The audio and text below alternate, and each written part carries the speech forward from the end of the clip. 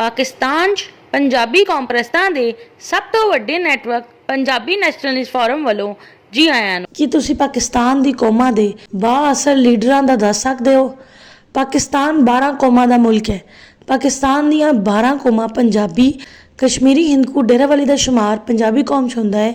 Smart, ਬਰਾਹਵੀ, ਗਿਲਗਿਤੀ ਬਲਤਿਸਤਾਨੀ, ਕੋਹਿਸਤਾਨੀ, ਚਤਰਾਲੀ, ਸਵਾਤੀ, ਗੁਜਰਾਤੀ, ਰਾਜਸਥਾਨੀ, ਪਠਾਨ, ਬਲੋਚ, ਹਿੰਦੁਸਤਾਨੀ ਮੁਹਾਜਰ ਕੌਮਾਂ ਨੇ।